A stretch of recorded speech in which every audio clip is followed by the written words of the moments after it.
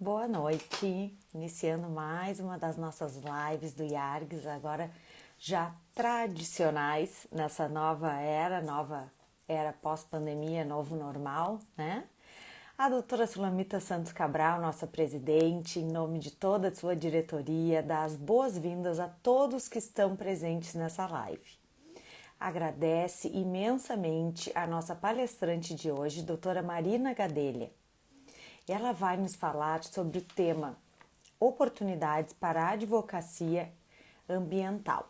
Ela já entrou aqui, boa noite ao doutor Arnaldo Rizardo. Vamos chamar a doutora Marina. Lembrando, então, que o IARGS tem toda uma plataforma digital. Boa noite, doutora Marina. Tudo bom? Oi, Ana Amélia, tudo bem? Como é que tá? Tudo jóia. Prazer em te conhecer pessoalmente Prazer é todo agora, meu. né? Assim, virtual, mas é pessoalmente, né? A doutora Sulamita já entrou na nossa live.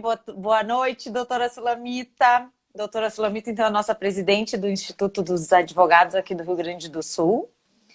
E ela dá as boas-vindas à doutora Marina. Daqui a pouquinho ela deve escrever alguma coisinha para a gente ler aí para ti. Então tá ótimo.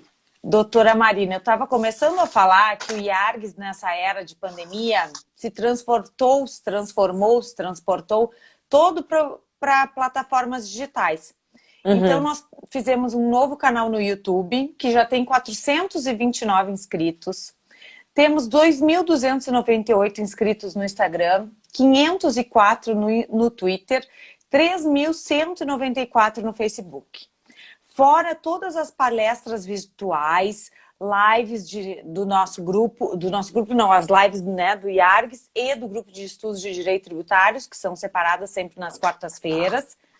Então, é importante dizer que o IARGS está mais vivo do que nunca, sempre participando e nomeando essa era digital.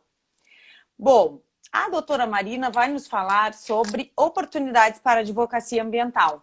Doutora Marina, coloquei até uma coisa aqui verde para a gente falar do direito ambiental. Que bom! Eu não sei, aqui hoje em Porto Alegre está um frio horrível. Da onde que tu tá falando, Marina? Eu estou na Paraíba. Não, Marina. Tá, Marina, eu estou na Paraíba. Então. Deve estar um calor Isso. agradabilíssimo hoje, não? Eu moro em Campina Grande. Tá. Para ser na Paraíba, para ser no Nordeste, é uma cidade que as pessoas dizem que faz frio. Então, vamos dizer que não agora, daqui a pouco eu posso te dizer quando está fazendo. Mas assim, no auge do nosso inverno, a gente tem uma mínima aí de 15 graus. Então, para Paraíba, mas é fresquinho, friozinho. Sim. É friozinho. Tá, Campina Grande é o maior São João do Brasil. Isso.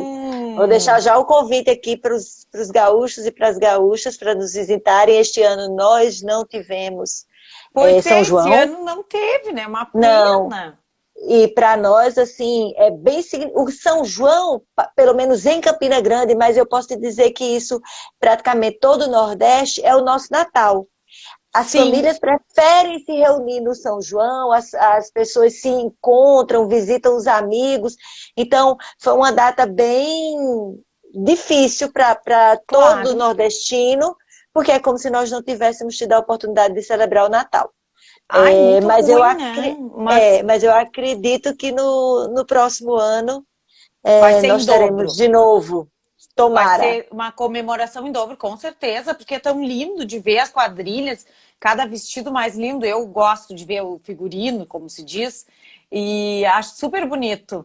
E realmente uma dedicação, né? E fazem ensaios, acho que o ano inteiro, assim, como se fosse um carnaval. Sim. As pessoas realmente respiram o São João e quem se envolve diretamente, e a gente tem aqui em Campina Grande o Parque do Povo, então as pessoas colocam barracas para vender comidas típicas. Então, para o comércio da cidade, isso também é extremamente importante. Os donos de restaurante, por exemplo, que colocam um restaurante também lá no Parque do Povo, tem um rendimento de mais 6 meses. Então, é como se o nosso ano tivesse 18 meses, um Sim. deles em virtude do São João. Está aqui meu amigo entrando, Wilson Silveira Sobreira, do Rio de Janeiro, que já passou o São Olá! João comigo. Ah, Já, que joia! Ah, mas eles gostam também, né? Bom, quem é que não gosta todo de São mundo. João e das comidas juninas? Ai, não tem como não gostar, né? Coisa boa. É, Aqui no Rio Grande do Sul, a gente comemora também o São João, claro, não é tão forte. E sempre fica assim meio confuso. Qual é a roupa que tu tem que levar a criança para dançar a quadrilha no colégio? Se ela vai de prenda e gaúcha ou se ela vai vestida de caipira? Sempre é matuto. misturado. Aham, É. Mas a gente comemora também e come claro. bastante rapadurinha e cocada e pipoca, quentão. Não sei o que mais que tem aí por aqui, são essas as comidinhas. Olha, nossa colega conselheira federal, Sandra Krieger, nos dando a honra da presença. Bem-vinda, doutora Sandrinha, um beijo Sandra. grande.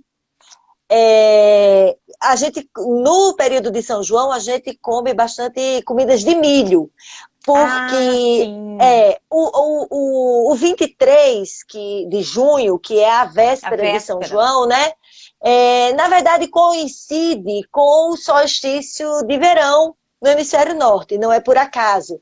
Então, Sim. também nós temos a comida de milho, a safra do milho É coincide com nessa esta época do época. São João. Sim. E também é o nosso período de chuva. Chove para a gente no inverno. Sim, sim. Então, nós temos muitas comidas típicas e é claro que isso também tem muita relação com o meio ambiente, porque nós estamos falando aí de meio ambiente cultural, É de manifestações verdade. culturais, de bens imateriais, né? Tem tudo a ver com o que a gente está falando. Tudo a Parece ver. que não, mas sim. Agora nós vamos entrar no assunto da nossa live. Doutora, eu vou ler o seu currículo, que não li ainda. Então, a doutora Marina Gadelha é advogada, especializada em direito ambiental e minerário e trabalha no escritório Eric Macedo Advocacia. Ele é conselheira federal da UAB, presidente da Comissão Nacional de Direito Ambiental da UAB, doutora em Direito pela Universidade Católica de Pernambuco, mestre em Direito pela Faculdade de Direito da Universidade de Coimbra, Portugal, especialista em Direito pela Faculdade de Direito da Universidade de Coimbra, também Portugal, especialista em Gestão Ambiental pela Universidade FUMEC e superintendente do Departamento Nacional de Produção Mineral, na Paraíba, e professora universitária. Bom, doutora, o que nós temos de novidades no direito ambiental e em especial para a advocacia nessa área do direito? Que ainda é relativamente nova? Estou falando uma bobagem. Não, não. No próximo ano, em 2021, nós estamos comemorando os 40 anos da Lei da Política Nacional do Meio Ambiente, que é a Lei 6938 de 1981. Então, esse é o marco inicial do direito ambiental no Brasil. Podemos dizer, Perfeito. portanto, que no próximo ano o direito ambiental brasileiro completará 40 anos. Então, é extremamente É novo. novo. Sim. Né?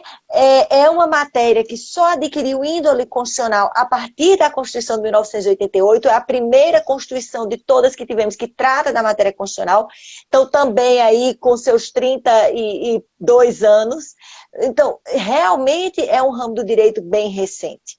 Quando eu me formei, isso em 2001, já tinha me decidido por estudar direito ambiental e as pessoas achavam que eu era maluca.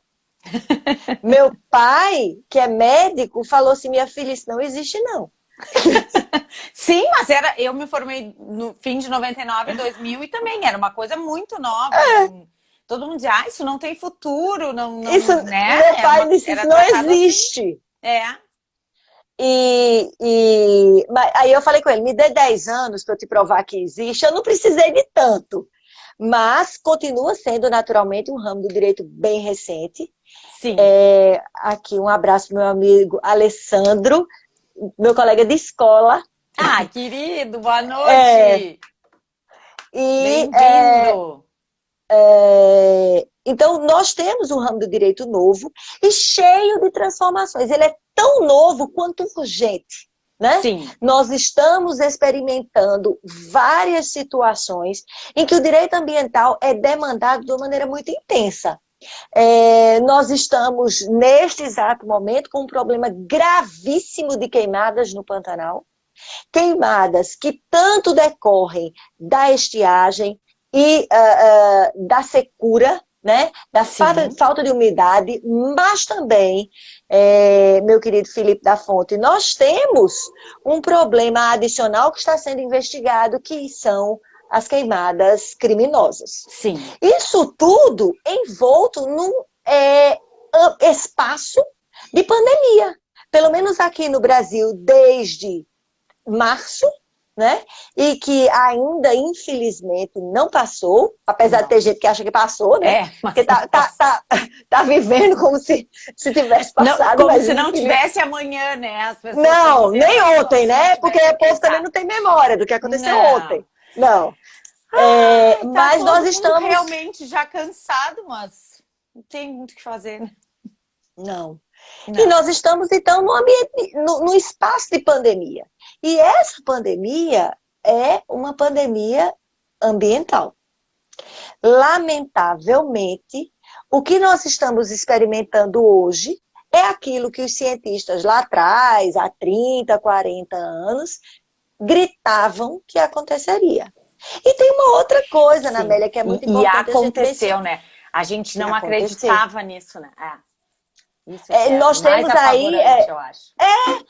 Nós temos aí, isso aí já correu o mundo, uma manifestação do Bill Gates dizendo assim, nós temos um problema, nós vamos ter uma pandemia viral, provavelmente respiratória. Ele ainda chegou a antecipar isso. Nosso presidente da Comissão Nacional de Prerrogativas, Hugo Suco, nos Sim. dando também a honra da presença, tantas visitas ilustres, fico muito Boa feliz. noite, doutor, bem-vindo. Olha, e a minha queridíssima amiga, irmã gaúcha, Marília Longo, Boa noite, doutora Marília. eu estava com ela assistindo uma aula na ESA do Rio Grande do Sul e da ESA passei para o IAGS do Rio Grande do Sul. Hoje a noite é toda Hoje é gaúcha. dedicada aos gaúchos. A noite hoje é toda gaúcha. Mas então, voltando. Quando a gente entrou nesse espaço de pandemia, a minha primeira impressão, sendo bem franca, na Amélia, foi a de que nós não teríamos mais espaço para o direito ambiental. Por Primeira quê? coisa, Mas por quê? Pois é. olha, eu falei assim, tô ferrada. Eu Sim, tive Covid lá no início da pandemia. Eu tive Covid no início do mês de março. sim. Então, Horrível, ninguém sabia nada. Horrível, ó, sim, uma a coisa Marília horrível. tá dizendo que eu sou paraibucha, é isso mesmo. É, então, eu fiquei isolada os 15 dias, e nesses 15 dias a cabeça fritando, né? Sim, Preocupada com o estado de saúde, preocupada com o estado de saúde de todo mundo, e me pondo a refletir, eu falei, acabou para o direito ambiental, vou ter que estudar outra coisa. Acabou para mim. O que eu falei? Nós vamos ter uma pandemia, todo mundo vai ficar fechado. Nós temos, os investimentos serão todos alocados para a saúde, o que é natural e compreensível. sim, E quando a economia retomar, e ela vai precisar de vários incentivos para fazer essa retomada, a questão ambiental vai ser um obstáculo, vai ser um estorvo. Nós temos uma colega baiana, Roberta, que ela fala, quem está no vermelho não pensa no verde. é verdade. E é Né? verdade. Sim. E é verdade. Ela soube expressar muito bem o meu raciocínio. Eu falei, Até porque a pessoa acabou. pensa no imediato, né? E não no futuro. Sim, Quem pensa no verde sempre tem que pensar para o futuro, no, né? perfeitamente, perfeitamente. Então, a situação era imediata, e nessa situação imediata era primeiro a saúde, depois a economia. E naquela concepção antiga, o meio ambiente era um estorvo ao Sim. avanço econômico. Mas,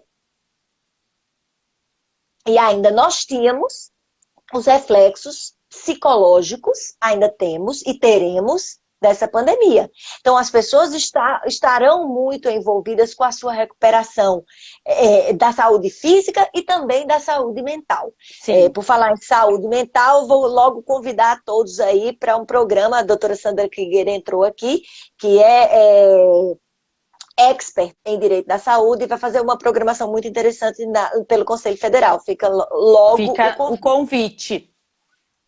E aí, o que aconteceu? Como é que eu mudei um pouco essa minha concepção? Quando as notícias começaram a chegar naturalmente começaram a chegar a partir do exterior, a partir da China, da Europa, dos Estados Unidos. Por quê? Porque começou-se a ver que existia um link muito profundo entre a pandemia e o meio ambiente. Um beijo para a nossa colega, minha prima Rosana. Rosana tá mandando um beijo. Prima linda!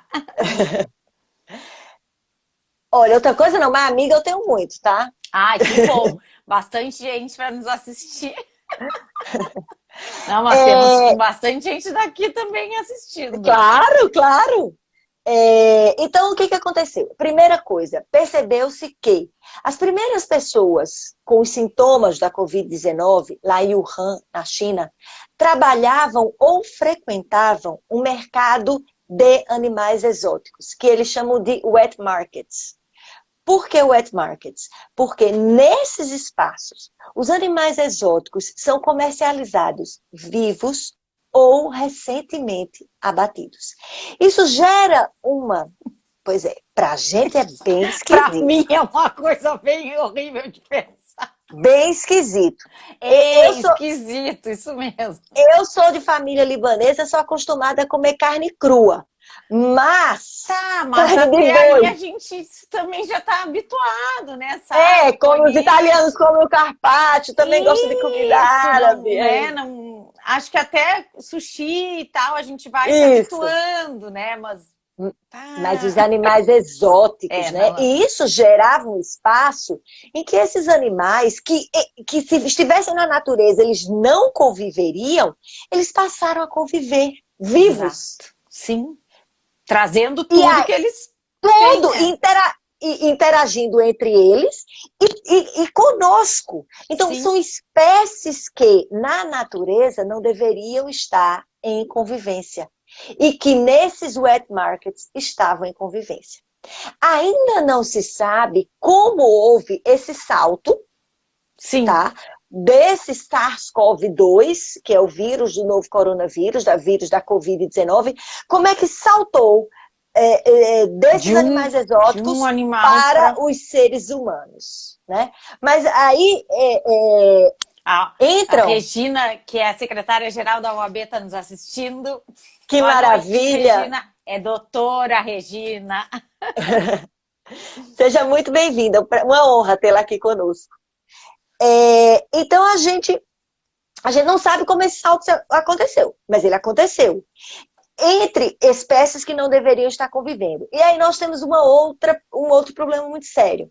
Nós temos os desmatamentos e a perda de biodiversidade. Quando eu falo em perda de biodiversidade, naturalmente eu falo de desequilíbrio entre as espécies.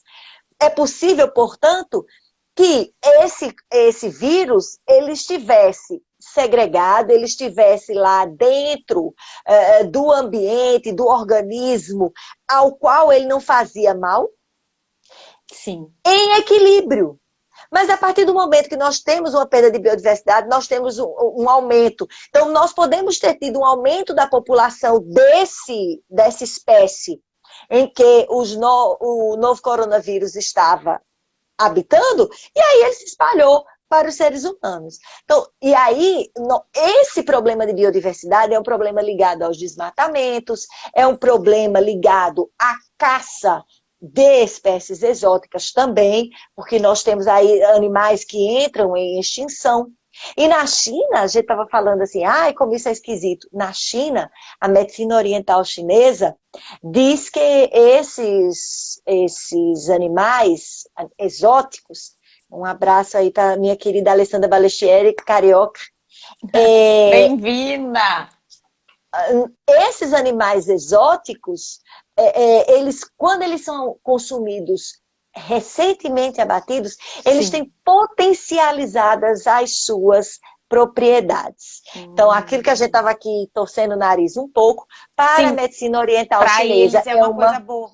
Para eles ou para todo mundo, não sei se faz bem assim. Pois é. Então, a partir dessa constatação de que as primeiras pessoas que tiveram Covid-19 frequentavam ou trabalhavam nesse wet market em Wuhan, nós começamos a ter pesquisas científicas e divulgação desses resultados, falando no risco de consumo de animais exóticos, falando na perda de biodiversidade, no desmatamento. Então, eu mesma virei a chave, eu falei assim, gente, se as pessoas não iam se preocupar com o meio ambiente, na minha concepção inicial, agora eu tenho certeza e continuo tendo certeza de que a preocupação vai aumentar muito mais. É positiva a preocupação aumentar? Sem dúvida alguma. É Sim. lógico que a gente não queria que esse fosse o motivo, que nós precisássemos de uma pandemia, e agora nós estamos aqui, ó, em Roraima, com o nosso colega conselheiro Boa federal, Emerson noite! Tudo Delgado, bem, doutor Emerson? da, Bem-vindo! do Chuí até o Contamana dessa vez, viu? Exatamente, estamos aqui, do Oiapoque ao Chuí. Então, nós não sabemos. Agora é certo que a preocupação vai aumentar. Lamentavelmente, não era esse o caminho que a gente esperava, o caminho da dor, do sofrimento, Sim, mas é uma oportunidade de aprendizado. Então, isto foi o que começou a mudar, como você falava, a minha ideia inicial, de que acabou por direito ambiental. Quando ele fosse fazer 40 anos, ele ia morrer e acabou. acabou, chega, nunca Acabou. existiu. Não, não é isso, e essas primeiras notícias começaram a chegar do exterior, dos primeiros espaços afetados pela Covid-19, então da Ásia e depois da Europa, que ainda vem sendo duramente atingida. A Espanha, Sim. Depois de ter experimentado queda nos casos, agora novamente e lamentavelmente experimenta uma segunda onda. E as pessoas então começaram a perceber que nós tínhamos que realmente nos preocupar com o meio ambiente a partir desse pensamento, dessas impressões e dessas constatações da Covid-19. E aí nós tivemos primeiro, as cidades pararam, algumas fábricas pararam, e as pessoas perceberam que isso estava sendo positivo, entre aspas, para o meio ambiente. Porque eu não consigo encontrar lado bom nessa pandemia algum, tá? Para mim não tem lado bom de pandemia, não. É difícil de achar um lado bom, né? Bom, mas realmente suas cidades ficaram, né, menos poluídas, os animaizinhos apareceram, eu digo animaizinhos assim, passarinhos, coisas que a gente não via. Realmente isso, bom, ajuda, né? Pelo menos estar trancado em casa, ver um pouquinho de coisa boa, né? As pessoas começaram a perceber que quando os seres humanos paravam, outras espécies apareciam, né? Exatamente. E a gente viu imagens aí do canal de Veneza, dos canais de Veneza mais limpos, do ar na China menos poluído. E embora eu continue achando, meu querido Teles, vereador aqui no meu município de Campina Grande, que isso não é o lado bom da pandemia, não consigo verificar, sim, mas a gente já viu que nós tivemos redução na emissão dos gases do efeito estufa. Não no Brasil, tá? A situação do Brasil é diferente, a gente pode até conversar sobre isso mais adiante. Mas nós tivemos um decréscimo, então este ano provavelmente as emissões vão ficar entre 4% e 7% menores do que no ano de 2019, o que nos dá uma pista de como é possível também reduzir essas emissões. Sim, de que é possível reduzir, porque isso também acho que as pessoas têm uma dificuldade de crer, de acreditar que dá para diminuir, né? Mas aí não existe produção, né? Não existe progresso, e a gente tem que achar, né, uma maneira de Pois equilibrar. Porque Eu fiz mestrado em 2006, 2007, em Coimbra, como você leu há pouco.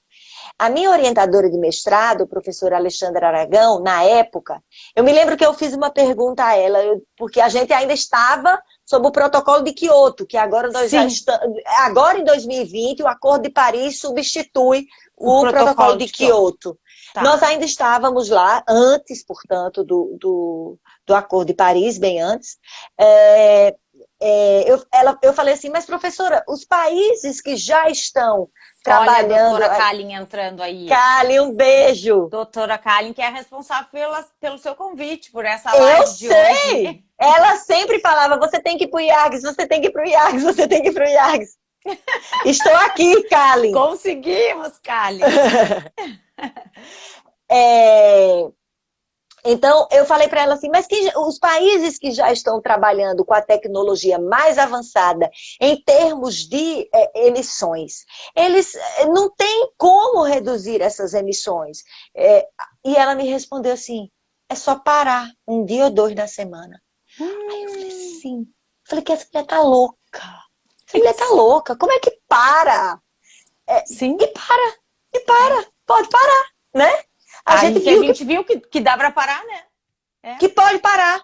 Aí, recentemente, eu assisti uma outra palestra dela online, porque agora a gente pode estar em todo lugar, né? Sim. E aí eu fui para Coimbra virtualmente assistir. E ela já estava com as ideias mais lá na frente. Eu falei, gente, essa mulher é o máximo. E eu agora não vou duvidar mais dela. E eu falei, nunca mais eu duvido dela, porque lá em 2006 ela estava falando, a gente para um dia. É um caminho para que nós já estivemos. Sim. Mas o que é que nós temos? No caso do clima, nós temos que ultrapassar essa questão negacionista. Eu estou até derivando um pouquinho, mas eu vou te dizer por que eu estou debandando aqui para o clima. Nós temos que abandonar um pouco. Primeiro, essa ideia negacionista de que não existe mudança climática. Óbvio que existe. Isso já é praticamente consenso dentro da comunidade científica. Segundo, que nós não temos meio de resolver. Então, vamos morrer todos abraçados e seja o que Deus quiser. Também não é isso. Nós temos soluções científicas, sim. Nós temos soluções tecnológicas, sim. E nós temos até soluções como essa que a professora Alexandra apontou lá em 2006. Sim. A gente pode até ser o caso de reduzir a nossa carga horária, reduzir os deslocamentos, porque hoje nós estamos nos deslocando menos, já deslocamos muito, muito menos ainda no passado aqui bem, bem próximo. Algumas cidades até ficaram em lockdown. Mas nós sabemos que é possível. Então, é possível, Regina. Amanhã estaremos juntas numa live, Regina e eu. Já fica também o convite falando Regina. Sobre liderança feminina. Bem. Então, é possível sim reduzir as emissões. O que é que falta? Vontade política para efetivar isso no mundo inteiro. É isso que prega o compromisso do Acordo de Paris. Por que eu derivei aqui, Ana Amélia? Desculpa. Não, primeiro, porque você me deixa muito à vontade. E segundo, porque na próxima semana, segunda e terça-feira... Agora é a minha vez de dar um oi para Cristina. Tudo bom, Tina? Essa é minha prima. Ah, olha aí. Franciane. De Pelotas. Nossa... Tá assistindo de Pelotas, aqui no Rio Grande do Sul. Olha só. Nossa colega conselheira federal, Franciane, lá de Rondônia. E a advogada mais importante que já passou por aqui hoje, Rafaela, que é a mãe das minhas sobrinhas. Então, é a advogada mais importante. Essa é de todas. Certeza. Bem-vinda, Rafaela. Nós temos, então, segunda e terça-feira próximas, agora, 21 e 22, serão realizadas as audiências públicas referentes à ADPF 708 do Supremo Tribunal Federal, que trata das modificações implementadas pelo atual governo no Fundo Clima.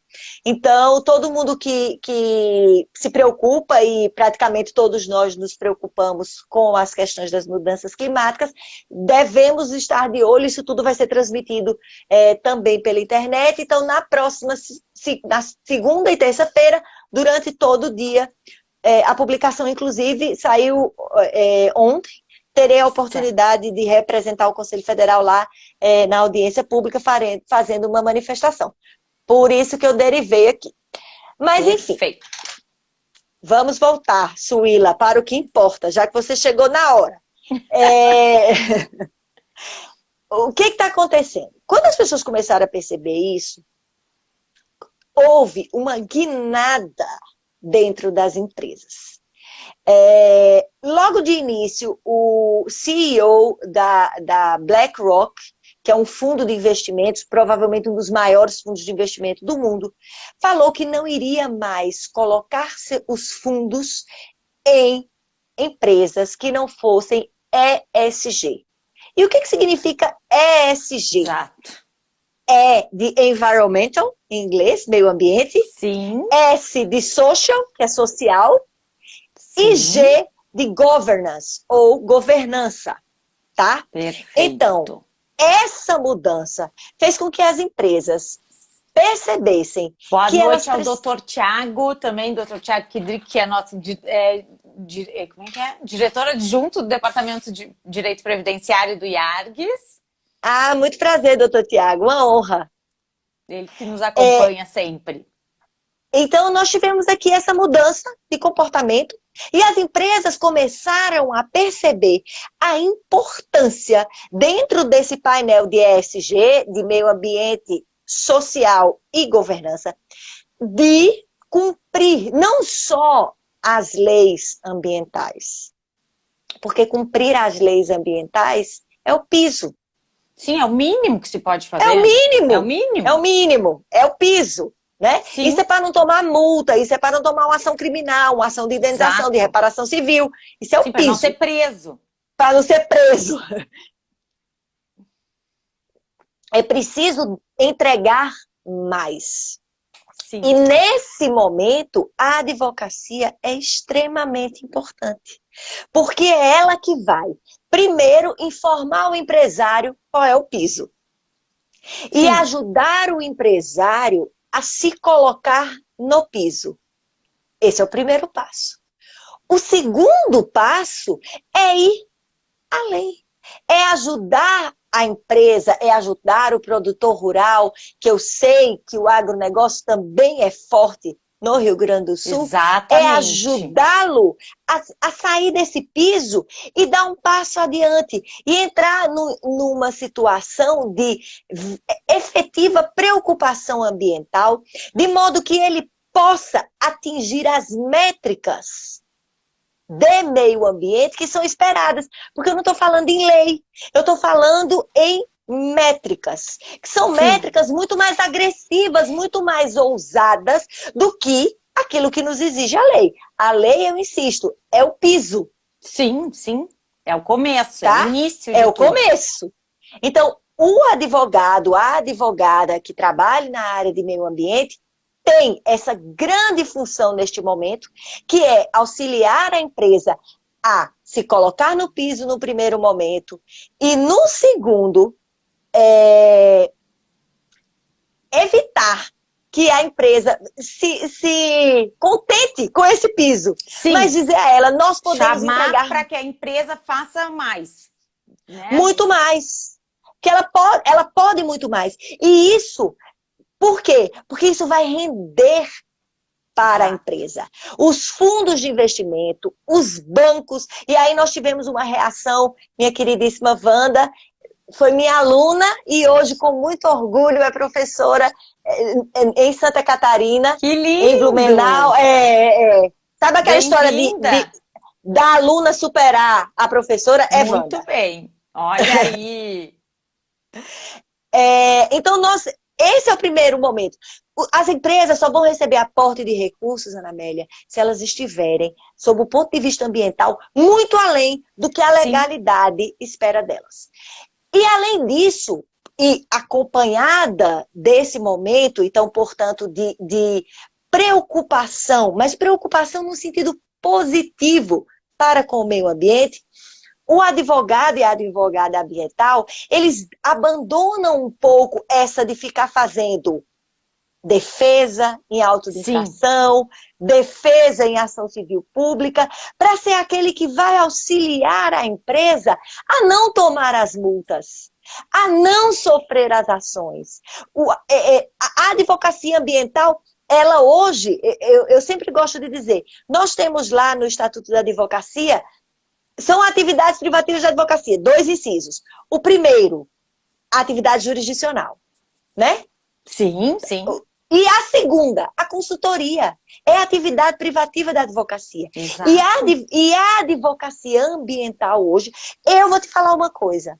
Eu, Marina, no exercício da minha profissão, eu atuo exclusivamente com meio ambiente e mineração, não tenho um processo judicial ativo. Mas que máximo! Por quê? És proativa. E tenho a sorte de clientes que pensam muito como eu me procurarem também. Sim. Então, os meus clientes, eles têm essa percepção e de que nós precisamos estar à frente. Então, a consultoria ambiental é hoje uma grande oportunidade para a advocacia ambiental. Sim. Muito maior do que a defesa em autos de infração, a defesa nas ações civis públicas, nas ações penais ambientais. Muito maior.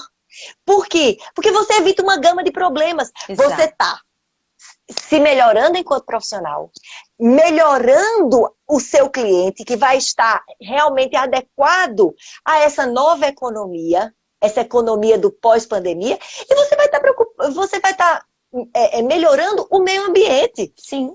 É uma situação em que... A consequência é melhorar o meio ambiente. Todos ganham. Todos ganham. Todos ganham. Uma outra atribuição muito importante, uma outra oportunidade de atuação para a advocacia ambiental são as due diligence. Ou seja, uma empresa quer comprar outra, uma empresa quer se colocar no mercado, quer se lançar no mercado de ações, quer abrir um IPO. Então, ela contrata esse advogado para fazer uma devassa na própria empresa. Ou uma devassa na empresa que ela pretende adquirir. Sim. A legislação e a jurisprudência, no que se refere à responsabilidade civil ambiental, diz que essa responsabilidade... O Supremo decidiu agora, em junho, que essa responsabilidade é imprescritível. Ou seja, não é. Isso é muito sério. É sério? A responsabilidade civil ambiental é imprescritível. Então, se aconteceu hoje e alguém só der conta disso daqui a 50 anos, é possível... não deixa de responder. De forma alguma. Então, daí mais uma razão porque a Boa atuação noite prévia... para a doutora Ana Lúcia Piccoli, que também é diretora do IARGS, está nos prestigiando. Muito prazer, uma honra, doutora Ana Lúcia. É muito importante essa atuação prévia, porque a prescrição não vai chegar nunca. Decidiu o Supremo agora, Christian Tenório, querido, professor da PUC do Paraná de Filosofia do Direito. Olha aí, que legal, boa noite, bem-vindo, doutor. Então, nós temos essa atuação prévia, essa atuação de due diligence. Então, se o dano é imprescritível, se o dano, inclusive, ele passa para o adquirente. Então, se eu adquirir o teu negócio, qualquer que seja ele, um posto de combustível, desde um posto de combustível, uma padaria, até uma grande fábrica, se eu adquiro com isso a responsabilidade civil ambiental. Claro. De um ato cometido lá atrás por outra pessoa, né? Por outra pessoa. E que é imprescritível. Então, é muito importante essa atuação da advocacia ambiental para evitar que o seu cliente adquira um passivo ambiental que é desconhecido. Eu nem estou dizendo assim, que para evitar que ele adquira um passivo ambiental. Ele pode até adquirir um passivo ambiental, mas ele precisa estar ciente disso. Sim.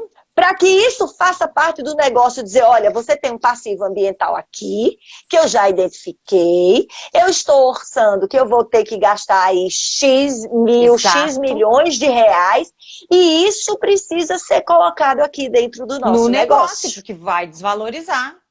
Ou perfeitamente. Não, mas é um prejuízo, tem que ser balançado, né?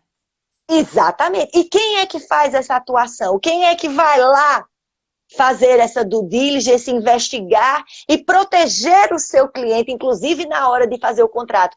Porque muitas vezes o advogado ambiental não é o advogado contratado para fazer o contrato entre as empresas. Mas é muito importante que Temos uma perguntinha aqui, não sei se tu queres responder agora ou daqui a Responderei já, respondo já já. Tá. É importantíssimo. Inclusive, porque hoje eu estava pensando nisso. O cliente ligou só depois, né? Ai, ai, ai. E abriu mão das negativas ambientais, será? Vamos lá. Tá, vamos lá. Vamos terminar. Muitas vezes o advogado ambiental... Essa pergunta da doutora Lúcia. O advogado ambiental, muitas vezes, não é aquele que vai fazer o contrato. Né? Nós temos advogados especializados em contratos. Mas é muito importante que o advogado ambiental faça a revisão do contrato para inserir nesse contrato as cláusulas relativas ao meio ambiente e proteger o seu cliente. Perfeito. Tá? Então, a gente tem um contrato, por exemplo, de aquisição de um bem imóvel, para a gente chegar lá na pergunta da doutora Ana Lúcia, nós podemos ter um contrato de aquisição de bens imóveis que vai ser realizado pelo advogado contratualista, mas que o advogado da área de meio ambiente ele deve acompanhar e inserir dispositivos que venham a proteger o seu cliente de uma responsabilidade que, por lei, pela jurisprudência, pode ser transferida, tá? É própria da coisa, mas que é possível inserir cláusulas, por exemplo, que dizem, olha, se eu tiver de pagar alguma coisa por causa disso aqui, eu vou cobrar seu, tá? Sim, posso me ressarcir, né? já tá no contrato. Exatamente. Então, doutora Ana Lúcia, o que é mais importante na aquisição de imóveis? Isso, vamos lá. A primeira coisa que eu gosto de dizer sempre para os meus clientes da área imobiliária é que não compre nada sem chamar o advogado ambiental. Tá? Certo. Por 2 motivos. O primeiro, alguém está vendendo um terreno que tem essa área aqui, tá? Sim. Certo? Vamos dizer aí de 100 hectares. Tá. Para você acha interessante para um empreendimento, para um condomínio, para um empreendimento hoteleiro? Tem interesse. Aí você diz, olha, eu tenho interesse nisso aqui para fazer um empreendimento hoteleiro. Tatiane Goldar, um beijo, minha querida. Nossa colega conselheira federal do estado de Sergipe. Boa noite, doutora. Então, você contrata o advogado ambiental, a primeira coisa que ele vai fazer é ir ao local. Sim. Ao terreno. Porque, de repente, naquele terreno, passa um rio. Aí já tem problema. Passando o rio, nós temos APP. Exato. Área que não vai poder ser utilizada. Então, tem que ser muitas preservado. vezes... Exatamente. Então, esse terreno que está sendo oferecido lá por 2 milhões de reais, ele não vai ser utilizado na sua integralidade. Sim. Certo? E isso o advogado ambiental tem condição de prever e vai dizer assim, olha, vai lá e negocia com ele, porque você está comprando um terreno por 2 milhões que você só vai usar a metade do espaço, porque a outra você vai ter que preservar. Tira o valor. Então, vai lá e negocia. Uma outra coisa, regras urbanísticas. Ah, eu quero comprar um terreno para construir um condomínio. Beleza, vamos lá olhar o terreno, vamos ver as regras de direito urbanístico. Olha, lamentavelmente, nesse local não é permitido o arranha-céu que você está pretendendo colocar. Então, ou você desiste desse empreendimento, ou você negocia o valor. Porque aquilo que você estava idealizando não vai ser possível de você efetivar. Tá? Isso é muito... Então, o advogado ambiental vai ao local. Eu sempre gosto de dizer, advogado ambiental calça bota. É verdade. Aí, a Marília acabou de botar. Como a Marília sempre lembra, o advogado da área ambiental vestir bota e já fez isso aí. É isso aí. Olha, tá vendo? Gente, por isso que eu amo essas minhas amigas. Mas é verdade, tem que ser, né, doutora? Não adianta ficar só no papel, tu tem que ir lá verificar em loco como é que tá. Advogada ambiental calça bota e capacete. Eu tenho 1000 fotos de bota e de capacete. Sim. Que a gente vai lá ao local. E complementando muito, Tati, eu estava dizendo isso aqui há pouco assim, eu só trabalho no consultivo praticamente. Hoje eu não tenho processo judicial ativo, Tati. Mas, doutora Ana Lúcia, a minha pergunta ainda não terminou. A resposta à sua pergunta. Ó, Tati fica rindo aí. Agora minha mãe entrou. A mãe tem que dar oi para a doutora Isabel Beck, também nossa diretora. Olha Boa aí, noite. minha A mãe doutora acabou de Melissa Teles entrar. Zaruf, que também entrou. Ai, depois eu dou oi para um, não dou oi para todos. Fica feio, né? Fica. A Tati Goldar fica rindo de mim, a nossa colega conselheira federal de Sergipe, porque eu sou leonina com ascendente em leão. Aí ela disse que eu sou assim, que eu falo, gesticulo, gosto de aparecer, né, Tati? É um problema. Mãe é mãe, bom, a mãe é verdade. Boa noite, é a mamãe da doutora Marina. Ó, ela tá aí rindo. Aí, Regina, mamãe acabou de entrar. Então, uma outra coisa. Aí, viu, né? Adquirir o terreno sem consultar o advogado. Já piscou a luz. Foi o que me aconteceu agora, que o cliente ligou. Por quê? Porque tinha adquirido um terreno e existia uma área com árvores imunes ao corte. Deu ruim. Deu ruim. Deu ruim. Não, deu ruim mais ou menos. Por quê? Bom, porque agora a gente tem condição de verificar isso. O que é que você vai fazer? Você vai analisar a legislação e vai dizer a ele, olha, do jeito que você estava pensando, não vai ser mais possível construir. Então você vai precisar fazer uma modificação no seu projeto, exatamente. Você vai ter que adaptar o seu projeto, porque você não vai poder fazer a supressão de vegetação dessas árvores como você estava imaginando, porque essas árvores são imunes de corte por uma legislação estadual. Tem uma outra coisa, Marília, que você sabe muito bem, melhor do que eu. Além de calçar bota e botar capacete, advogado ambiental é aquele povo que estuda legislação municipal e estadual também. Sim, então porque muita coisa depende, cada lugar vai ser de uma maneira, né? A competência é comum para alguns aspectos, a competência é concorrente para outros aspectos. Então, nós temos que estar de olho. Nesse caso, era uma legislação estadual, que dizia que aquela árvore era imune ao corte. Então, você vê que a atuação do advogado ambiental, nesse caso, vai junto com o arquiteto e com o engenheiro da obra, para dizer, olha, arquiteto, vamos aqui juntos. A gente vai ter que modificar esse empreendimento. Sim. Depois que tudo deu errado, né? Comprou o terreno, não alterou o projeto. Sim, aí vai levar multa. Aí vai levar multa ou vai desistir do empreendimento. E aí é importante que você saiba que elaborar um contrato que preveja esse tipo de coisa. Então, também é uma das razões do advogado ambiental. Por quê, doutora Ana Lúcia? A responsabilidade ambiental, ela é próprio terreno. Então, eu estou falando aqui na aquisição de um terreno. Mas se esse terreno, por exemplo, estiver contaminado, isso é muito comum no município de São Paulo, no estado de São Paulo como um todo. Se esse empreendimento estiver contaminado, eu assumo o passivo e eu posso assumir essa responsabilidade conjuntamente. Então, é mais uma atuação na qual é imprescindível a presença de um advogado ambiental. Nós temos também questões relacionadas à mineração.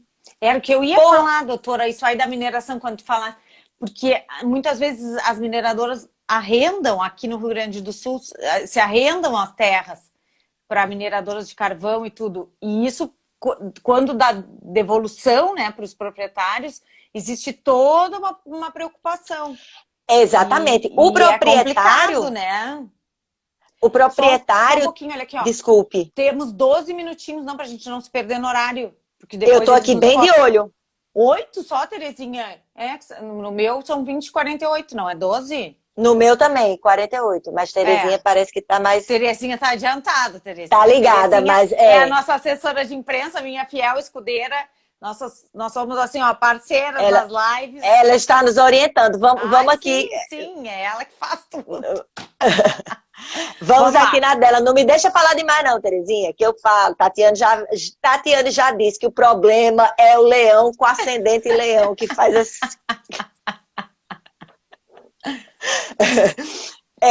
Então, o que acontece? Na mineração, nós temos realmente muitas pessoas que a gente chama de superficiário. Por quê? Porque o dono da terra, ele não é o dono do subsolo. A dona do subsolo é a União, É a tá? União, sim. Então, é muito comum que exista um contrato de arrendamento para que as pessoas possam explorar, muito embora a própria Constituição Federal já preveja que o superficiário tem direitos a um percentual Aos frutos, sobre né? o resultado da lavra. Mas isso é limitado a 50% daquilo que o minerador tem de pagar à União em termos de royalties. Então, normalmente, esse arrendamento implica um valor mais elevado, e aí isso pode ser tanto um valor fixo pela renda, quanto um valor proporcional ao resultado da atividade mineradora. Mas o fato é que, voltando para a questão ambiental, existe também previsto em Constituição que o minerador ele é obrigado a entregar no processo de licenciamento ambiental da atividade mineradora o PRAD, Plano de Recuperação de Áreas Degradadas. Isso está fixado, inclusive, na Constituição Federal.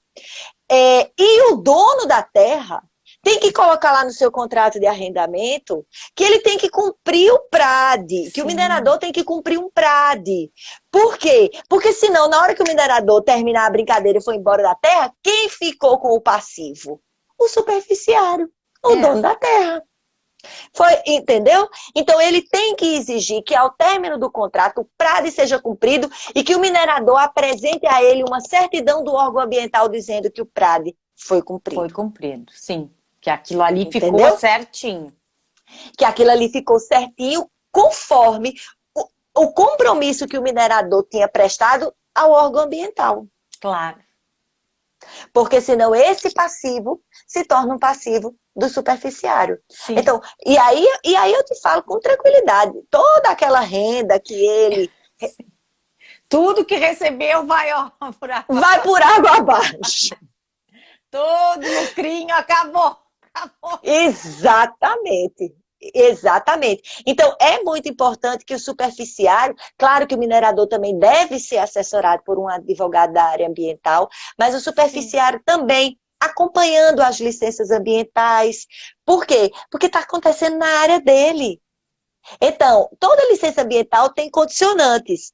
E se essas condicionantes não estiverem sendo cumpridas, isso pode atrair uma responsabilidade para o superficiário, que não é quem está explorando a atividade. Mas, a depender, ele pode sim ter essa responsabilidade para si.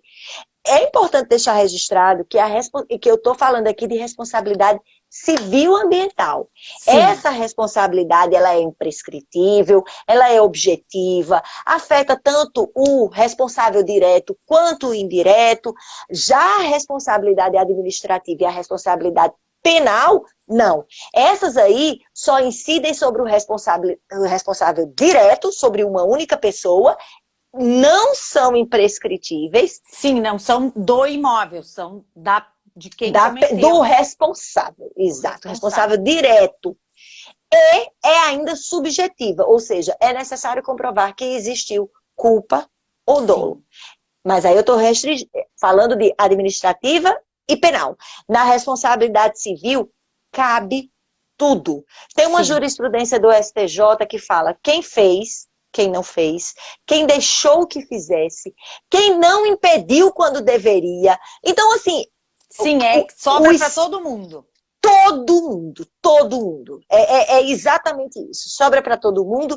E é daí porque a presença de um advogado ambiental é extremamente importante. Então, se você vai comprar, você quer botar uma fábrica, por exemplo, você vai ter que chamar o advogado na hora que você pensou em comprar o terreno para instalar a fábrica. Sim, desde o início. Olha, nossa querida Eclair, secretária-geral adjunta da OAB do Mato Grosso do Sul, estive lá. Bem-vinda, doutora. Um beijo grande, Eclair. Então, e aqui a nossa doutora Sulamita, agradecendo, ela já tinha falado lá no início, mas acho que tu leu, né, doutora Marina? Ela disse bem-vinda à nossa doutora Sulamita. E agora está colocando nossos agradecimentos à doutora Marina e à doutora Ana Amélia. Eu que agradeço muito, doutora Sulamita. Olha, Marília já colocou aqui, eu sou paraibucha, tá? Adoro um chimarrão, E meu marido disse... Eu Meu não marido até... gosto! Ah! Tu acredita Meu marido até nisso? fala, quando você conversa muito com as tuas amigas do Rio Grande do Sul, até o sotaque pega. Ah, isso é verdade, acho que sim mesmo. Ah, eu não gosto de chimarrão, eu, não, eu sou falsa Ah, gaúcha. não pode. Mas eu também sou paraibana e não gosto de cuscuz. Então tá Ai, tudo viu? Ó, eu acho que já enjoamos de tanto. Enfim. bom. Então, eu queria também falar aqui mais um pouquinho. É importante mencionar também o relacionamento com a imprensa, porque na Sim. ocorrência de Ó, agora faltam desastres. 5 minutos mesmo, Tá, pelo meu só relógio vou aqui. terminar aqui, Terezinha. Eu estou falando aqui de relacionamentos com a imprensa. Na ocorrência de danos ambientais, de desastres ambientais, é muito importante também que a companhia esteja assessorada por um advogado Sim, ambiental. Então, é do primeiro momento, da hora que você idealizou um projeto, que você vai procurar um terreno, que você vai procurar um espaço para iniciar o seu empreendimento, o licenciamento ambiental, os estudos ambientais precisam ser acompanhados por um profissional da advocacia ambiental, o acompanhamento do cumprimento das licenças, o desenvolvimento da sua atividade, a formatação dessa atividade para ela ser uma atividade ESG.